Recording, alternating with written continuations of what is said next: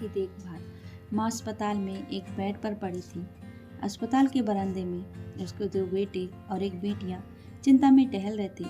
भाई बहन को अपनी माँ के लिए सेहत की चिंता तो थी, लेकिन उससे भी ज़्यादा चिंता इस बात की थी कि अब माँ को अपने साथ कौन रखेगा। जब तक माँ स्वस्थ थी, वह तीनों से अलग अपने पुराने घर में रहती थी, लेकिन अब ऐसा करना खतरे से खाली नहीं होता और ऐसा करने से समाज में तीनों बेटे बेटियों का नाम भी खराब होता। लोग कहते कि देखो कैसी औलादें हैं, बीमार माता को अकेला रहने के लिए छोड़ दिया।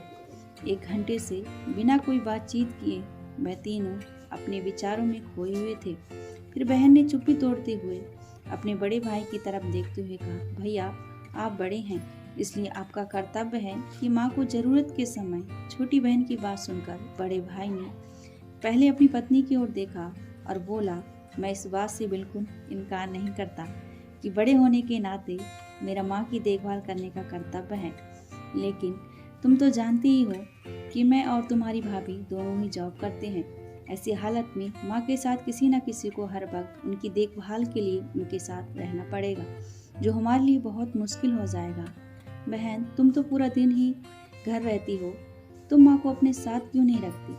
पैसों की चिंता मत करना, जो भी खर्चा आएगा मैं दे दूंगा। सुनील भैया, आप तो जानती हैं कि मैं माँ से कितना प्यार करती हूँ, लेकिन आप यह भी जानते हैं कि मेरे ससुराल वाले कैसे हैं। मैं यह बिल्कुल बर्दाश्त नहीं कर पाऊंगी कि कोई मेरी माँ को और मेरे भाइयों को भला बुरा कहे। इसलिए अच्छा यही होगा कि माँ को अनिल भाई के यहाँ रखा जाए। बड़े भाई सुनील ने भी छोटे भाई अनिल के यहाँ माँ को रखने के लिए सहमति जताई। आप यह कैसी बातें कर रहे हो? क्या आपने नहीं देखा है कि माँ कभी भी मेरे घर 2-3 दिन से ज़्यादा नहीं रही? उसको मेरे यहाँ मन नहीं लगता, फिर कैसे वह इतने दिन मेरे घर रह पाएंगी? छोटे भाई ने अपनी असहमति जताते हुए कहा। इससे पहले कि इस चर्चा का कोई नतीजा निकल पाता, एक नर्स वहां दौड़ते हुए आई और कहने लगी, क्या आप ही वार्ड 4 नंबर में भर्ती मरीज के रिश्तेदार हैं? आपको डॉक्टर साहब अंदर बुला रहे हैं। सभी घबरा गए और दौड़ते हुए डॉक्टर के पास पहुंचे और डॉक्टर ने उनसे हाथ जोड़कर कहा, आई एम सॉरी, मैं आपकी माता जी को नहीं बचा पाया। डॉक्टर की इस खबर ने सबके चेहरे पर झूठी मूठी दुख की परत तो चढ़ा दी थी, लेकिन सभी के दिल के किसी कोने में इस बात की खुशी छुपी हुई थी कि अब उन्हें माँ को नहीं संभालना पड़ेगा और माँ की वजह से उन्हें परेशान नहीं होना पड़ेगा। दोस्तों, छोटी सी यह इमोशनल कहानी ही समाज का सत्य है। यहाँ लोग ऊपर से जो दिखाते हैं वह अंदर से नहीं होते।